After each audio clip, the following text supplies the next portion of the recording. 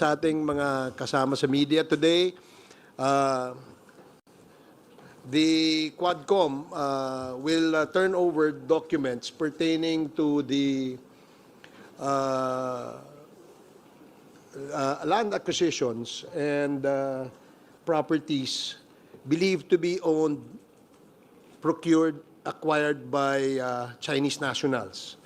In the course of the investigation of the Committee on Public Accounts and the Committee on Dangerous Drugs, we have discovered that there are several Chinese personalities who acquired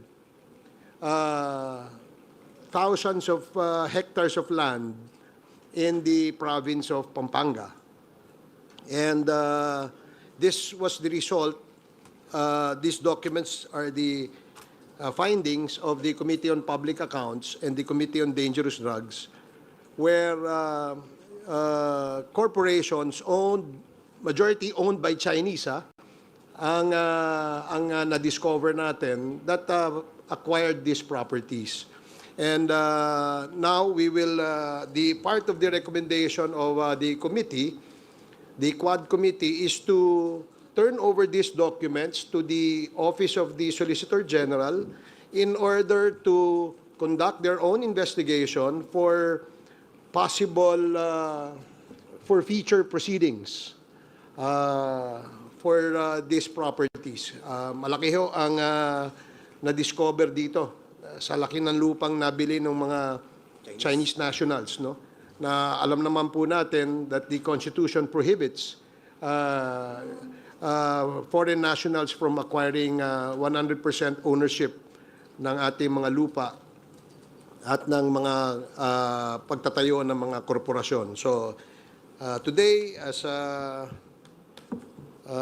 just to let the people know na ito ay trabaho ng Quadcom at gusto naming i-emphasize na ang Quadcom ay walang politika kundi trabaho lamang.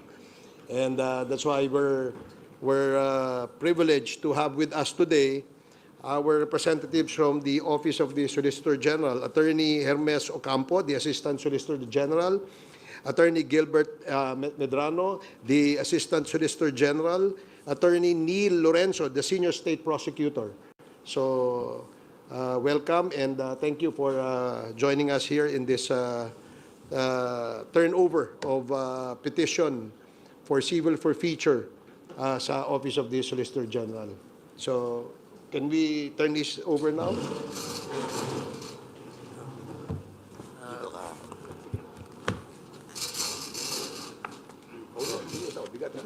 Sa gitna lang. Can you...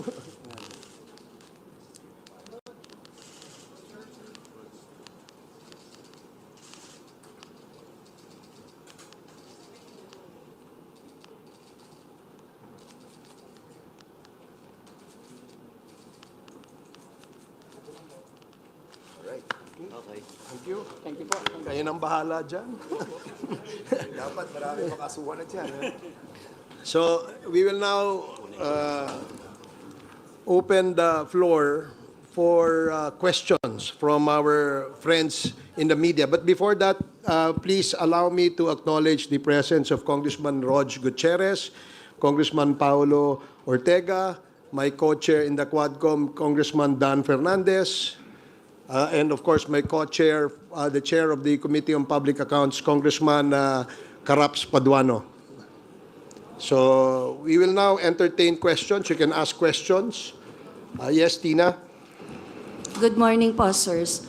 Sir, can you mention prominent Chinese personalities na involved po dito sa mga documents na turn over po ninyo? Okay, we will ask the chairman of the Committee on Public Accounts the names of the owners of these properties. Good morning, everyone. Anyway, during the last year's hearing, lumabas na po yung pangalan ni a certain Eddie Tayang, in which the Bureau of Immigration confirms that Eddie Tayang is a Chinese citizen, with being a passport holder of a Chinese, no, in the person of Jia Jingyang. And he was also involved in the sale of properties for Mexico, the LGU of Mexico, Pampanga, and also involved in the corporation, the Empire 999, the Sunflare, and ayun, Mexico 999 and Empire 999 and Sunflare. Edita Yang involved in those corporations in which, well, in fact, he was cited in contempt. I think if my memory serves me right, that was November of last year pa. And until now, he is at large. And having transaction with the LGU of Mexico, Pampanga, particularly during the time of Mayor Tumang.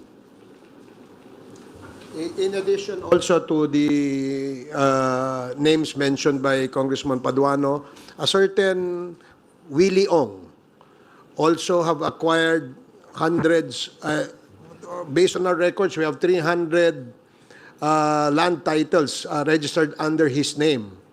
And Mr. Willie Ong has likewise been identified as a Chinese national. So he organized a corporation called Empire 999, and there are also acquisitions under his name. So yan ang, and then Tony Yang, the brother of Michael Yang. Sir, can you give us an estimate kung gaano kalaki yung halaga ng mga properties na nabili ng Chinese nationals? As of now, we cannot yet, of course, the actual yung worth ng properties, no? But thousands of hectares po ang involved dito. And what is prominent is the corporations, no? That was owned by these Chinese nationals. Yung Empire 999 po, as I've said, Sunflare, at saka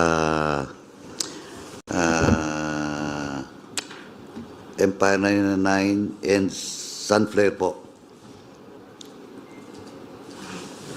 In addition to that, para at least medyo klaro, kasi yung Empire 999, Realty Corporation, isang company lang yon. Consider mo yung pinag-uusapan ditong titles, almost 300 titles. Isang corporation. So meaning, marami pa tayong hindi na-discover ng mga corporations that are Chinese pretending to be Filipinos. So yun ang malaking trabaho na dapat nating asikasuhan, especially ang ating pong Solicitor General, na makita itong mga corporation na to, na maraming mga pure Chinese na pretending to be Filipinos and owning and buying properties. Sir, just a clarification, Chinese lang po ba? Walang mga Filipino officials na naging kasabwat nila para mabili yung mga property na yan? Diyan sa sinabit ninyong documents sa Solgen? Hindi, katulad Hello. ng... Ay, ikaw na, brother. Sige. Ikaw na. As I've said, particularly with the transaction between Edita Yang and the sale of property which is worth 79.5 million in Mexico, Pampanga, the person of interest involved here is the former mayor, Mayor Tumang, Tede Tumang. Alam po naman natin na he was already dismissed twice by the Office of the Ombudsman. So, kung Filipino po, lahat na mga properties that was sold to Mexico, Pampanga, kay Mayor Tede Tumang po, at saka yung mga some of the employees, particularly Roy Gomez, no, is involved and until now also at large. And doon po sa sale ng property with regards to the warehouse that where the Shabu was discovered, doon po sa Mexico, ang involved din po dito yung kapatid ni Mayor Tumang at the same time si Mayor Tumang po on the sale of that property with regards to that warehouse. So those are the Filipinos which is in collusion with these Chinese nationals. Hi. I think let me emphasize also no, na ito sila ay nagpanggap ng mga Pilipino gumamit sila ng mga peke at mga spurious na mga dokumento na magpapatunay na sila ay mga Pilipino. Until after we have discovered na sila po ay mga Chinese nationals. Meron din po sila mga ginamit na mga dummies, no? Na mga Filipino, apparently Filipino-Chinese. No, nandyan ho yan sa ating mga listahan.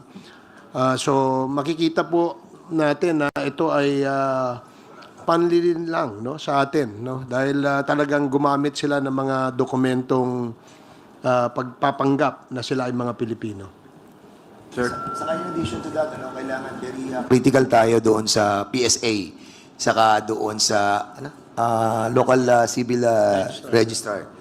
Very particular tayo doon. Dahil doon tayo, doon nila, yun ang ginamit ng mga Chinese. Ang PSA, nag-relax sila doon sa requirements nila para sa birth certificate.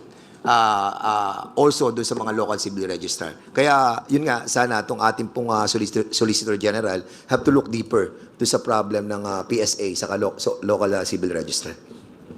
Sir? Ay. Of course, we would like to acknowledge also the presence of our overall Vice Chair, Congressman Romiaco. Good morning, Chairman. Yes, Mela. Sir, tanong ko lang po, from the side of Office of the Solicitor General, ano pong masasabi nyo dito sa mga itinurn over na dokumento ng Quadcom at moving forward, ano po ba yung magiging proseso nyo rito?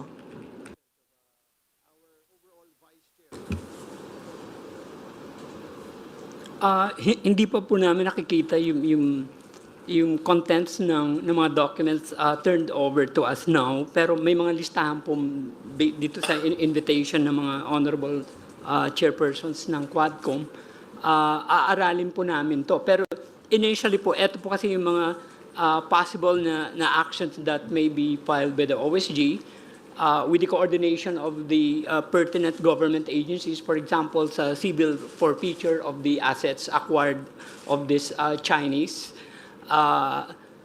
through AMLAC, and eto rin for the reversion and or escheat proceedings to recover yung mga fraudulently acquired real estate by this Chinese. Pero eto po, aaralan namin mabuti kung ano yung real status of these lands now. Whether or not in the meantime, these lands have been transferred to qualified Filipino individuals or entities, in which case, jurisprudentially, the constitutional defect is deemed cured. So, ang kwan lang nito, if the real estate